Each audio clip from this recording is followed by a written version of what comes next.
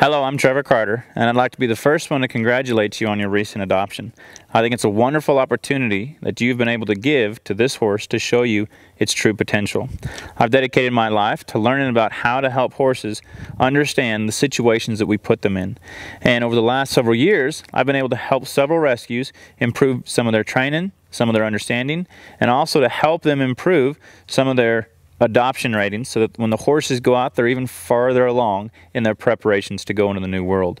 Now, I know that, sometimes all the training that we can do for a horse, the horse might run into some situations at home that it still may not have been exposed to under certain care. So we've put this video together to give you some tips, to give you a visual of some of the things that I've been helping some of these rescues with, but also to give you some pointers to help your horse and you have a successful partnership.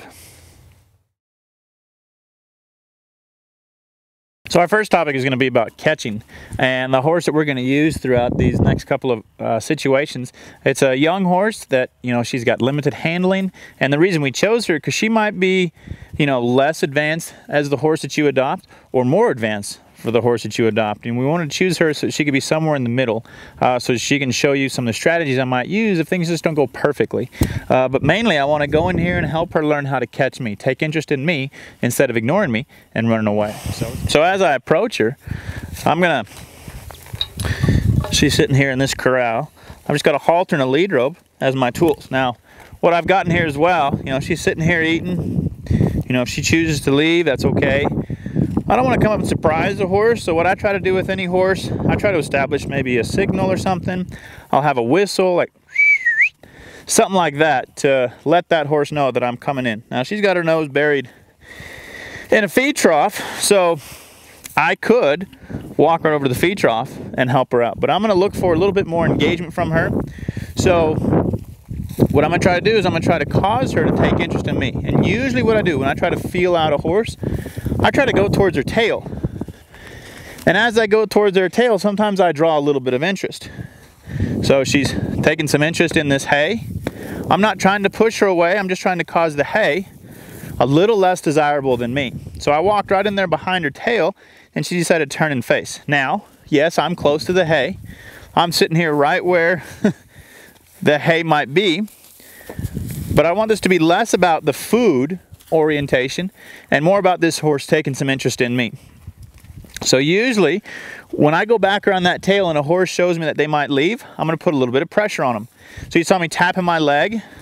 She's walked by me, so I'm going to put a little bit more pressure on her because she kind of snuck by me. She just had her left eye on me. And see, I've got her ear. She's got a nice cadence. She's staying at the trot. I don't necessarily want her just to make a little pit stop there at the food. And see, because I interrupted her, she brought up a behavior of, hey, I'm not too interested in that. I was going in there to eat. Just because I come in here, I'm not looking to disrupt her feeding pattern, but I just want this to be more about her taking an interest in me. But I'm going to stay centered. I'm going to stay in this situation so that I can be close enough to cause the hay to be undesirable. So as she leaves, I'm not going to be too strong on her. I let her try to figure out a couple turns. She changed from her left eye to her right eye. This is the first time she's been able to look at me with two eyes. So I just hang out. If I were to approach a horse, I'm going to try to approach her right from the middle of her nose. So however she might be looking at me, if she is looking at me with two eyes, I'm going to try to position myself directly in the middle. By putting myself directly in the middle, this horse is going to showcase which side they prefer me on. So as I go up here and I approach her, see how she's looking towards the camera? Now I don't know if she prefers me on the right, excuse me, but she decided to leave. So I'm just going to put a little bit of pressure on her. I don't need her to be running around here. I'm just going to say, because you left, I'm just going to keep a little bit of pressure on you. The moment she takes a little more interest in me, meaning she puts maybe two eyes on me like that, I'll leave her alone. So that whole time she had one eye on me. And this time around it was her right eye. So now I've got her attention, I've got her ears, I've got her eyes, so I'm just hanging out. I could even walk away for a little bit, I could just look and pretend I'm looking for a rock of some sort, and you can see how that might draw her attention. But I don't know if her attention is directly on me or more interested in the hay. So because she approached about 15 feet, I'm gonna get back to walking down the middle of her eyes. I'll let her smell of me. And I want her to engage to where there she made contact with me. I'll rub her right down the middle of her face.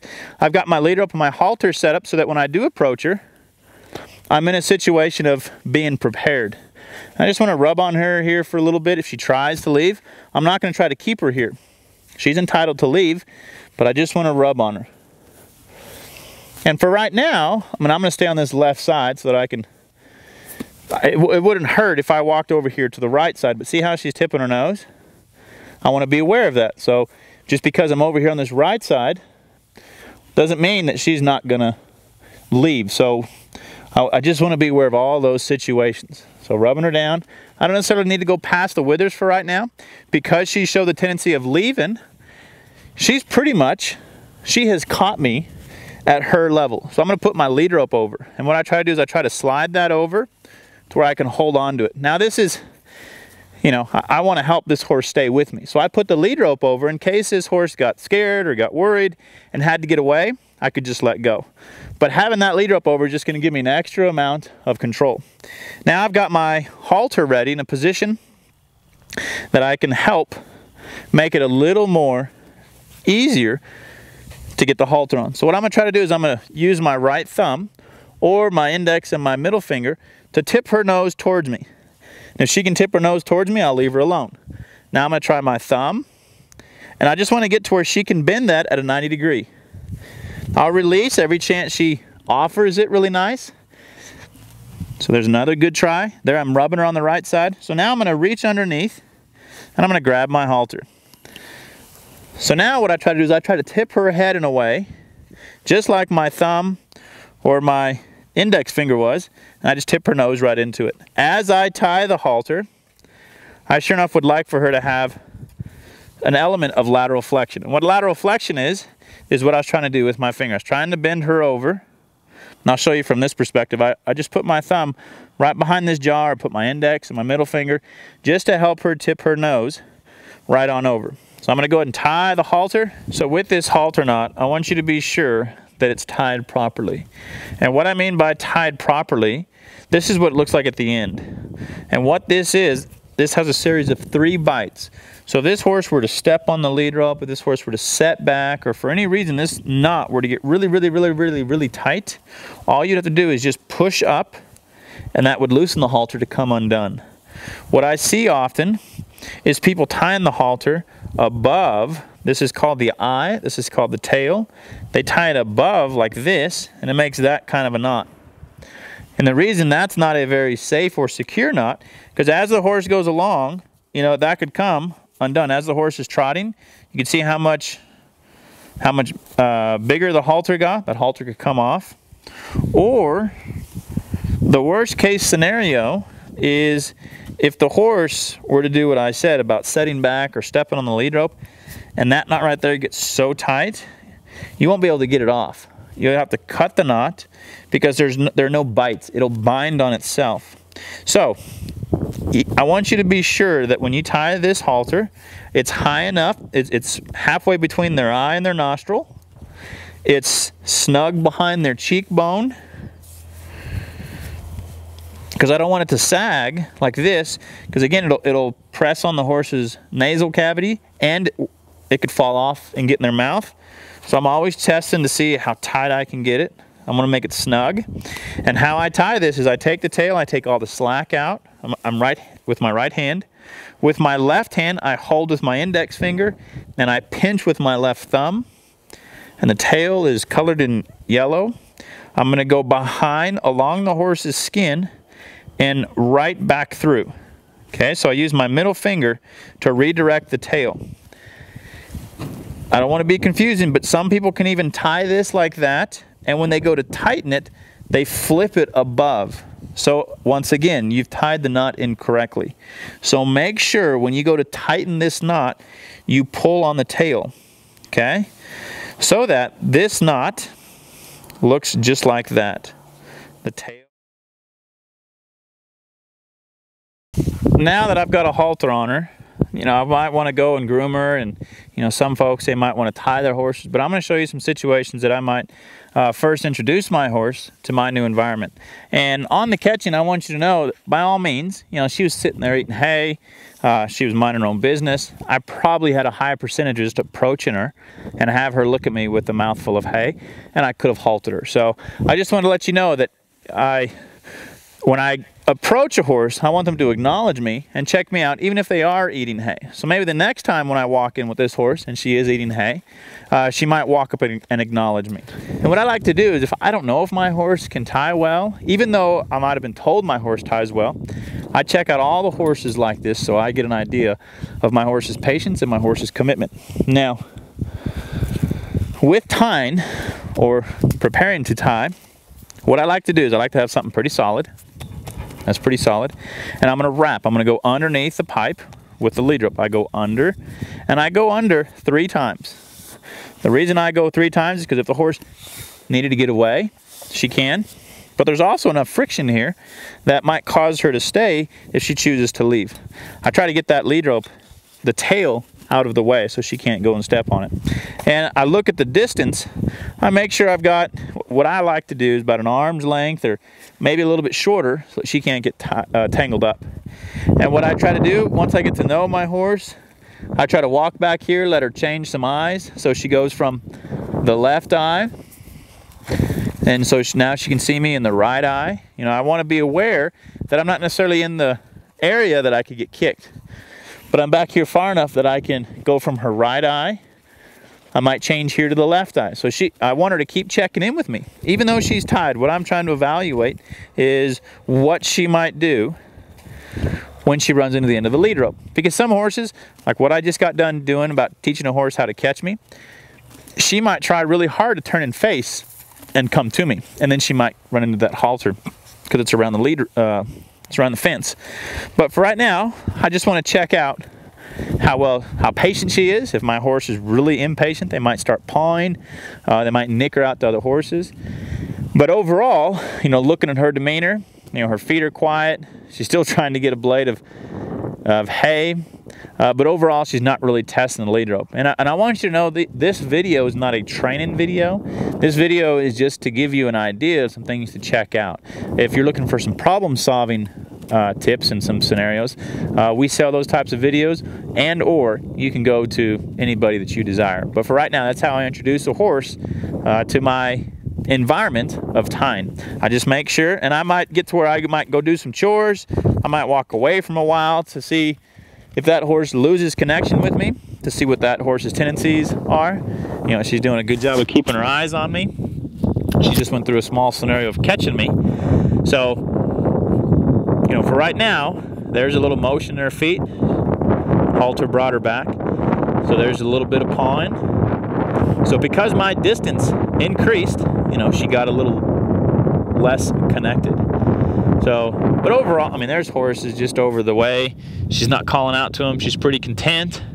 I would feel pretty good about leaving her here for a little while. Like if I had to go grab a bag of potato chips and come back, or, you know, if I had to go check on another horse, I would feel confident this horse would be here. But also notice that whenever I have her wrapped, it's inside a corral. So if she did get loose, she would just return to her normal environment. But overall, she doesn't look too perplexed, too worried about things.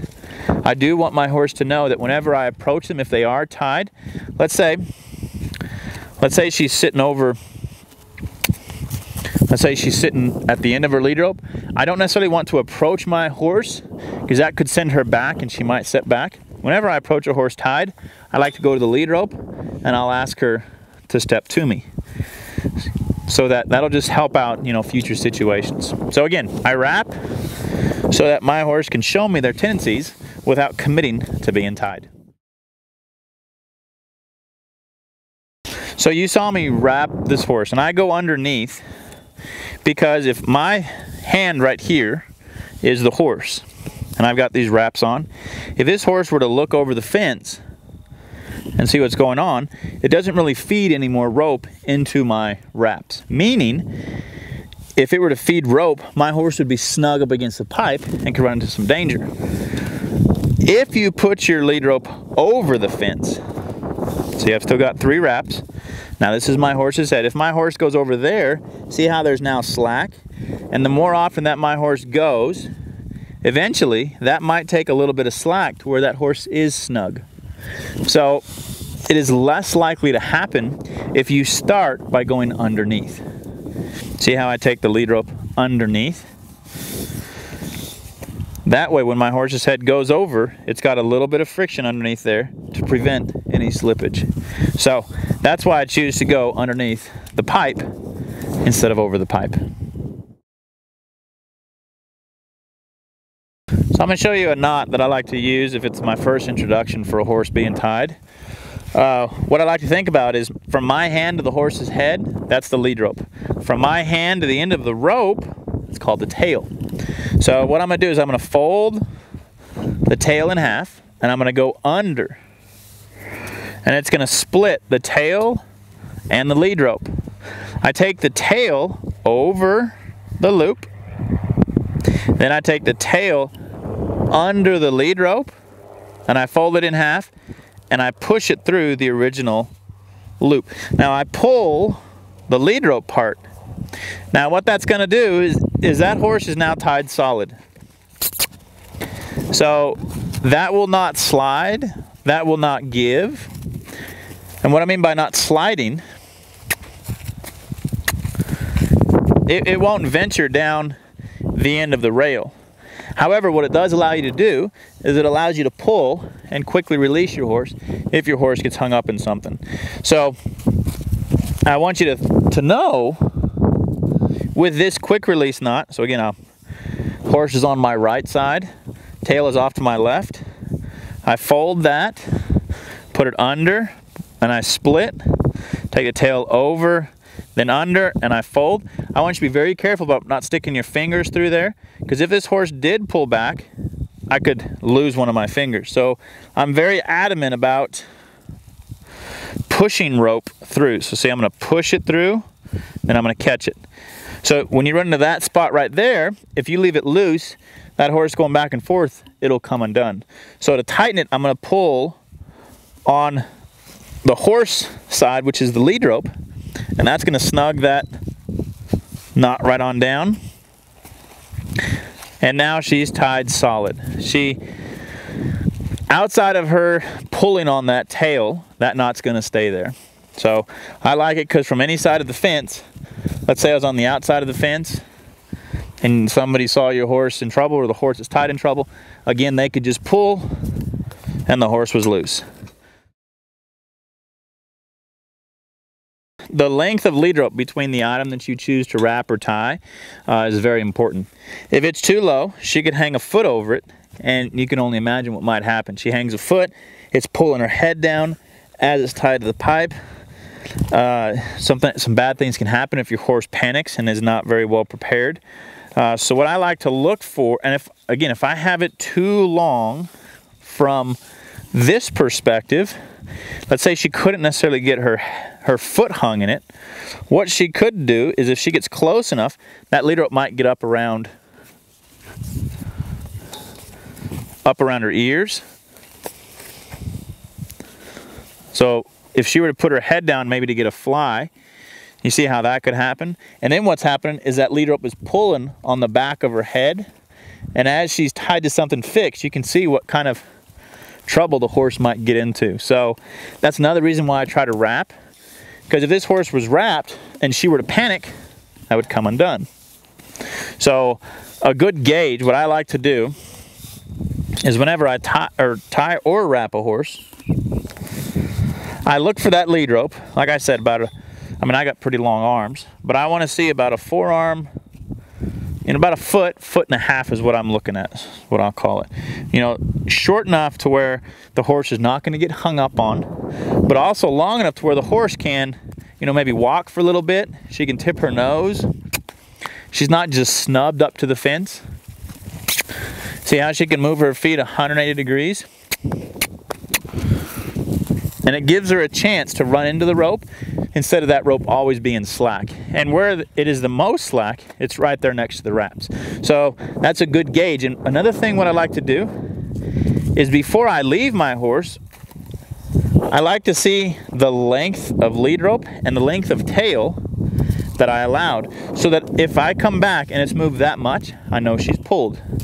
If I know that it's been snubbed up, I know my surface didn't have enough grip, meaning it was very slippery. So then maybe 3 reps might not be enough. So I also want to test the friction on the pipe, but I really want to gauge and see, okay, that's the length of lead rope I left you at, and when I return, I want to see how much it moved, lengthened or shortened. And some things that I'll be looking for is I want her to bring her foot to me, and I don't want to go down there and struggle and really have to pick her foot up. So what I'll do on the front feet is they've got little chestnuts on the inside of their knees that I'll just slowly touch, push, press, and pinch if I need to. On the back, on their hocks, I'll rub right along. So this is the horse's hock. I'm going to push and pinch on that bursa to see if that'll help lift that foot up. And as I approach a horse, I try to start from their withers, and my hand that is closest to them runs down that foot. So as I go down, I don't go any lower than the knee until she lifts that foot to me. So if she's going to lift that foot up, I'm right there to catch it. You see how she tried to come around and sniff me? It's one thing for a horse to come around and smell of me, but I don't want her to start nibbling at me. See how horses play with other horses? They reach down, they try to bite those chestnuts to see if other horses can move their feet. So because I pinched her on the chestnut, that heightens the percentage of her trying to come around and try to bite me. So I just tried to bump her, get in her way, and just not allow her to start that behavior. But you can see as I'm holding the hoof, there's not a lot of activity as far as her moving. So now when I give her back her hoof and she's held it for the appropriate amount of time, I don't want to just drop it. What I try to do is I try to place it back on her toe and give it back to her. Now at the hind feet, I'm going to use the hand that's away from her body to pick it up. And what I try to do is I try to have 3 points of contact. So I've got my hip up against her, because a horse can kick right here. It's called a cow kick. She could knock my kneecaps off right now, just like she could kick straight out behind her. So I want to keep myself at a good distance. So I'm going to go ahead and move her over just for the camera's sake. And I'll pick up this right hind. And I want you to know, as I walked back there to move her around, I stayed really close. I'm either very close so I don't get the full effect of the kick if she were to kick, or I get really far away just to get away. So now I'm on the opposite side, so I'm going to use the hand that's farthest away to pick up this right hind foot. So I keep my hip up against her. I have my right hand and my right elbow so that if she were to kick, I could try to push myself away. I'm always trying to think of safety. However, I'm going to come down here. I'm just going to pinch on that hock to see how she weighted her left hind. And what I like about that is she lifted her foot enough to put her toe on the ground. If I approach my horse and their toe is resting, they're telling me my foot is available to pick up, because they are not bearing weight on that foot. So I might pinch to teach my horse to bear weight on the other side. See how she's slowly bending her hind leg? So I need this right hind to be relaxed. So I'm just pinching now. She picked it up, good. I'm gonna come down here and just ask her again. If she were to pick it up, I'm gonna try to hold it. And this is where I'm gonna change hands. So I'm just holding, I'm not grabbing, okay? So she was just a little unsure, because I don't wanna grab because there's lots of tendons. See, I'm down below her pastern. I'm gonna run my right hand down and I'm gonna hold on to her toe. See, there's no tendons, or there's not a lot of feeling on the toe. With this mare, being as naive as she was, she's got lots of tendons right along here. And if I grab that foot, like if I grab that leg, then it could be a threat to her. So what I'm doing is I'm holding the toe in a way that is not very, like I'm not clamping down on her foot. She lost her balance there for a little while. I could have let go, like I'm saying, you can let go, but I'm trying to show you what might happen if you hang in there and hold that toe. So because she's giving me her foot, I'm trying to put her foot back with her toe on the ground. And because I didn't just put her foot down, she was still holding it in suspense, and she was still holding it. She wasn't turning loose. And what I mean by turning loose, her leg just didn't sit there and flop around. So there was a bit of tension. So I didn't want to turn her leg loose. So again, I'm going to come down here. See how I rub from hand to skin all the way down, and I pinch and I just hold. And whenever she unweights that foot, I could release. As I come down, she might feel my hand getting there to where she gets in a situation where she might start picking up that foot. She had to rebalance her foot. See if she can pick this foot up. There. As I'm going to keep trying to keep pushing on this hock. There we go. I'm going to get my right hand down to grab that toe and get myself in a situation. I don't have to pull her foot out here. I can keep this foot directly underneath her so that I can keep her in balance. The farther along this horse goes, the farther I can bring her hoof out. So again, if I wanted to change sides, I'd stay real close right here. I would use some rhythm just to help her move away. And again, do that same thing. There, she doesn't have any weight, but she was off balance. So I'm holding down by her pastern. When she stops kicking or fighting, I'll swap hands and hold on to her toe. Now I can go about cleaning it, and I can put it right back down. So again, this mare showed some tendency to kick and, you know, get a little worried. Like I said, she's pretty naive. So if your horse does those things, try to hang in there. But I wanted to show you how to hold on to the toe. Doesn't matter if it's a front or a hind foot. If I hold on to that toe, I can hold on to that hoof best I can. Don't try to hold the leg right here. You don't have a leverage point. If you hold that toe or put your hand around the hoof capsule, that'll help you stay in the best possible position. Now, if they just want their foot back, they're going to get it back. But I want to get to where I can hold that up several seconds, eventually get to where I can hold it up several minutes, and my horse not worry. But the biggest thing about picking feet up is letting your horse know that you will give their foot back. So now that we've gone over some tying, some foot prep, now I'd like to travel somewhere. I'd like to take her out of the pen. And I'm going to go through a gate here, and what I like to do is I like to be able to send my horse through a gate.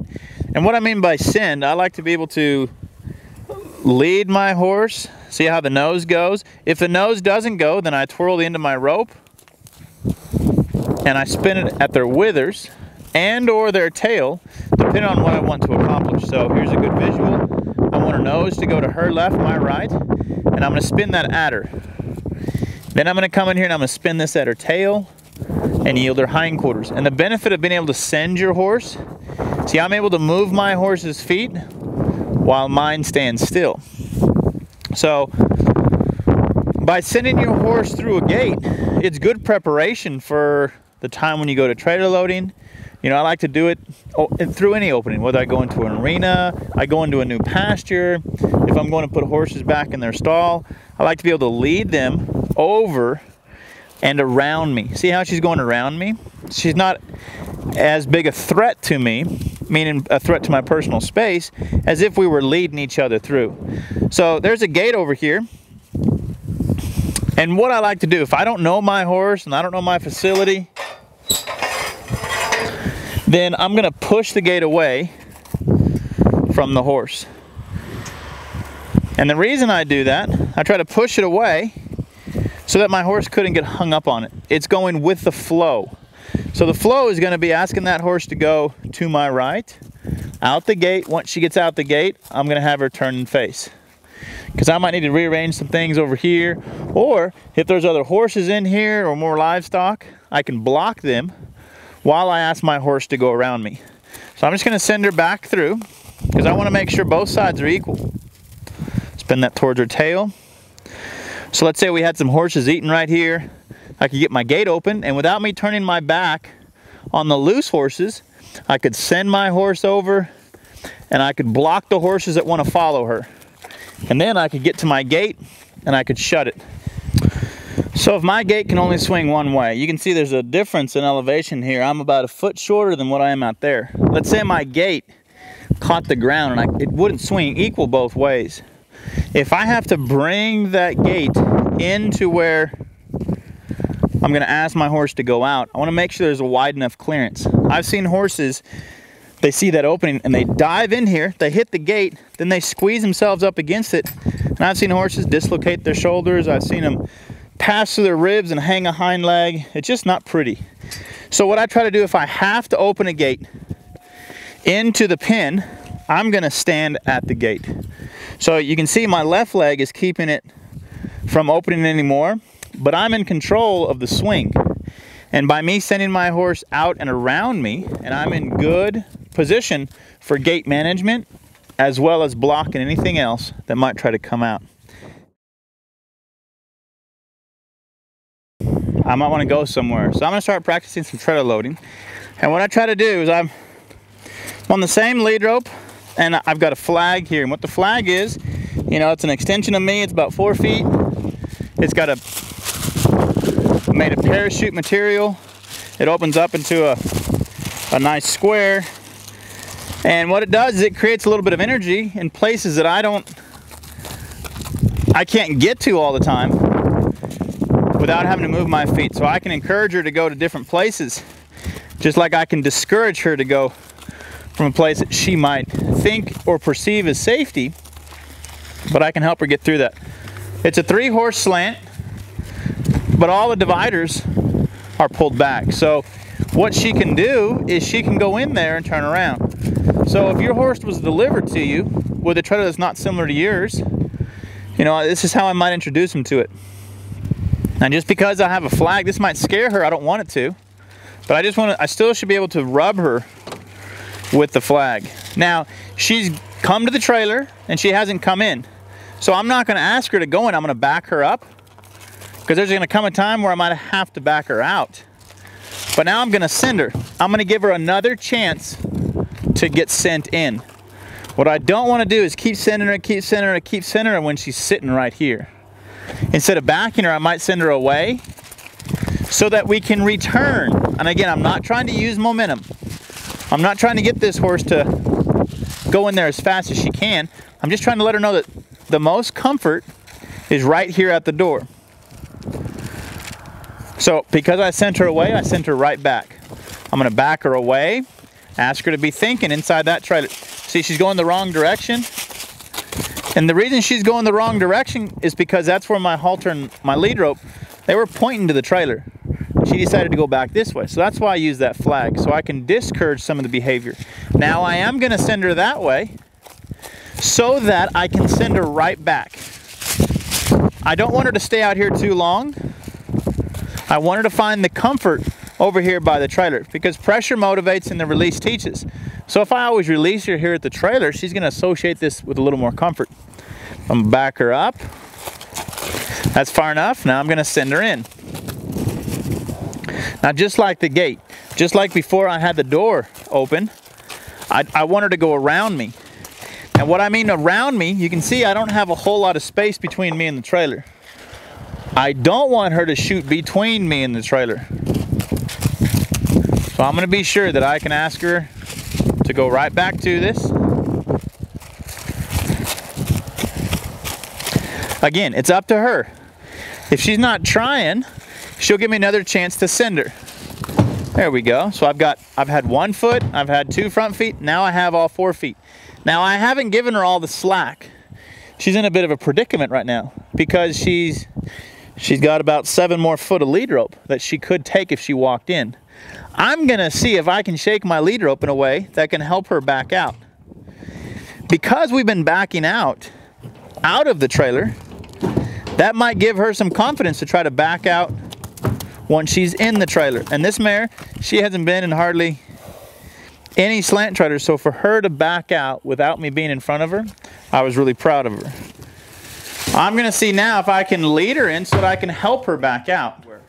I'm not trying to rush her in. I'm not trying to ask her that, I'm not trying to tell her that she has to get on, but I definitely am aware that because this is the first couple of times, she's entitled to get out as safe as possible. And so what I'm doing is I hold on to the halter with a steady feel. If she can follow the steady feel, I'll keep it steady. But because she got nervous and she got a little braced, I'll have a little bit of rhythm. So I'll show you outside the trailer what I'm doing inside the trailer. I've got my thumb down, got my hand right on the halter, and I'm just asking her to back with steady pressure. And you can see out here she backs just fine. But in that trailer she got worried. So I just shake that halter left and right. I'm not pushing anymore. I'm just shaking it a little more vigorously to help convince her to go out. So it's not that I'm against a horse being led into a trailer. You'll find out a lot about your horse if you can send them in. Again, I'm on the right side, so this is some place that, you know, a lot of horses may not be used to being led or sent in. So again, every time she retreats, I'm just gonna help her go on. And if you hear how loud she's going on, I wanna end on a little softer note. So I'm gonna keep asking her to go on that time she tried to get on, she's still trying to get on, but you hear how quiet that got? Now she'll earn the opportunity to stand still. See, if I sent her on and she raced on and raced off and I gave her a break, the next time she might load, she might be in a panic. But even though she kept going on and on, on and off, on and off, on and off, and I didn't release, yes, she was panicking, but once she realized that the whole idea was to get on, she thought her way through it so that hopefully the next time she goes, she won't go in such a panic. She'll know where the comfort is. So I wanted to talk about my positioning and things that I was looking for. Right before I got started, I was sending this mare between me and the trailer just to make sure that she's comfortable with those situations. Some horses might balk, like they may not want to cross between me and the trailer. But once I commit to going right here to the bumper, you know, I'm right here close enough to touch it. I don't want to be kind of in between of being able to touch it, not being able to touch it, because if the horse chooses not to go to the trailer, she could then come right through here and maybe plow me over. So I'm always aware of my personal space. Another thing I want you to realize, you can check it out over here on the right side. I can go through the same procedure, just asking her to go on. She's not interested in the trailer, so I'll just keep swinging this rope until she takes some interest. So the same thing that I did on the left eye, I would recommend checking it out on the right eye. You know, that's just going to give you another awareness of what your horse's tendencies are. So I'm just going to ask her to take interest in the trailer. And I want you to realize what I've been doing with the flag, what I've been doing at the end of the lead rope. See, right now, this shouldn't bother her, just like the flag, because there's no tension on the lead rope. Once I use the lead rope to move her nose, it's as if my lead rope or the tail of my rope or my flag are there to support. Now, if my horse is not, this mare, she was, I'm not gonna say fairly easy, but you know, comfort means a whole lot to her. So if you have a horse that's really scared, you want to be sure that you end on good notes. And what I mean by good notes are listening to how the horse comes off. If your horse comes off and races off, well, then you got some homework to do. You need to help that horse go back on. You might just allow them to put 2 front feet on, allow them the luxury of coming off instead of committing all 4 feet and getting in a bind.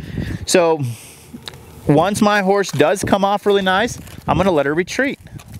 I let her go away so that I can send her back. Because too often I see folks, when they get their horse really close to the trailer, they think everything's going well right here. And then when the horse tries to go on, they go, "Get on there!" And then the horse goes, "Whoa, there's a heck of a lot of pressure right there at the front of the trailer." When really this should be not necessarily a peaceful place, but it should be a very inviting place. So I want you to be aware of your pressures. Allow the horse, you know, even if you go out and get your horse to step 1 or 2 feet on, and just let him stay there. Again, this mare, she's pretty naive because we wanted to show you some difficulties that a horse might show you. But just getting to where your horse can do those things, they can check their balance out. You know, it might be a little uncoordinating for them to be standing up on their hind end. So just some of those things I recommend you to check out, because if you don't check them out thoroughly or often, then your horse could develop situations with the trailer that are less desirable.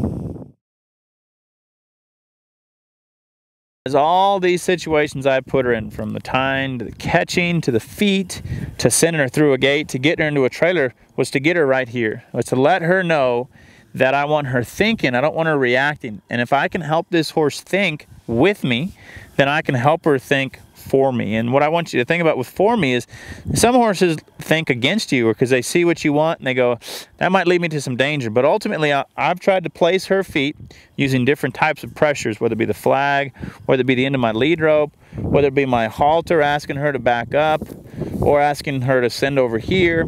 I've been trying to convince her that everywhere I place her is going to give her a nice, comfortable spot. And so with that, I'm going to try to use the pressures and the releases out here and just talk about how I would like a horse, so she's interested in the flag there, how I'd like a horse to lead, because I'm always looking for sensitivity from this horse. And so what I'm going to do is I'm going to see some horses, when you pick up that feel, they don't move their feet. You know, see how she put slack in it? They kind of hang on it. And so if she hung on the lead rope, that's where I use this rhythmic pressure to send her on, to hurry her on, to say there's no sense on you leaning on that. But if I'm walking her from point A to point B, I'll just show you some things. I'm going to have some energy in my feet. And see how she's leaning on that halter? There she might trot up a little, and she's got to put that slack in the lead rope. Okay? So I'm going to go back the other way. Now you see how she's pulling my arm back?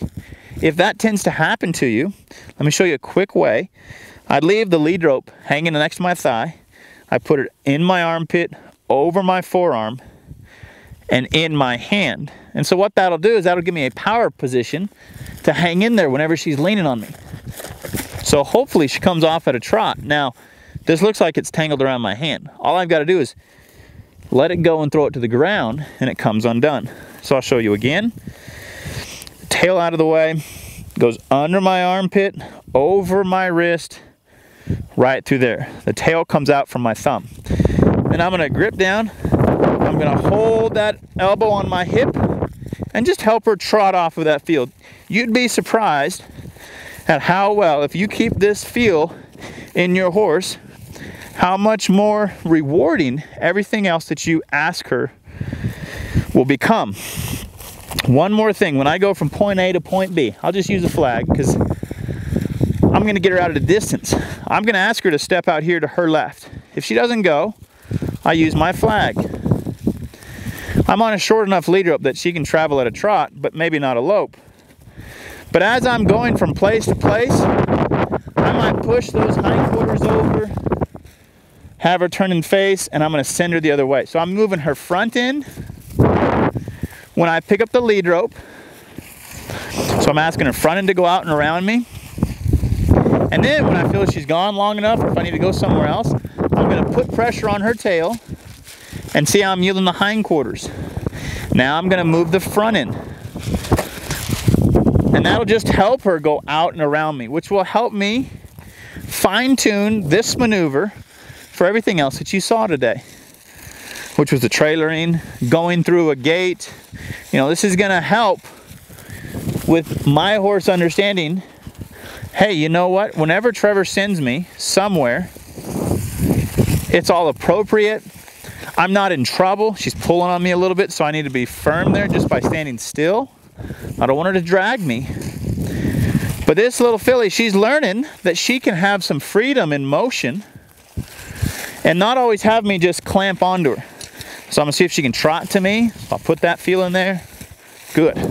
What I don't want you to do is to hold right here and just drag your horse everywhere you go. Because whenever you drag your horse, see how she's getting claustrophobic and she's yanking on my arm and those kind of things. It's just unnecessary. I don't have any more power or control over her if my hand is right there. So I recommend getting your hand halfway down, letting that rope slide, and asking her to come off with that feel. Just to help her realize there's a softness at the end of it. So throughout these exercises, you got to see me, you know, play around with a horse that has limited handling. And again, we wanted to show you a horse that had similar or less handling than the horse you're about to receive. We used a flag just as an aid to help me move my body less. This lead rope and this halter can help provide me the type of releases and the pressures that are necessary. But overall, I want you to be safe and keep your horse safe. And throughout these exercises that you saw, you can start using your imagination and go out and try them. Use your friend's trailer, take your horse over to another place. Just get to where you can try these things out at different locations. Now, I want you to know the situations that we help this filly through, that's just the tip of the iceberg of situations that will arise in your horsemanship. You know, using this filly, we tried to get one that was a little less understanding, you know, a lot less handling on her, just to give you a basis of some strategies that you can utilize on the horse that you have now. I know there's thousands of other opportunities that you'll run into with your horse, and if you run into problems and if there's any way that we can be of assistance, we'll be more than happy to help you out. Because I want you to know 9 times out of 10, when the horse runs into a lot of trouble, it's usually not the horse's fault. That horse is looking back on us saying, why, how, what is it that you're really wanting me to do? And that's where I've tried to make it my life goal to help people understand that, so that they can help horses ask those questions less. So that my horse knows the reasons why we're doing things, and that we're building the comfort and the safety and the desire for them to want to be with us. So again, congratulations, and I want to thank you for giving this horse another opportunity.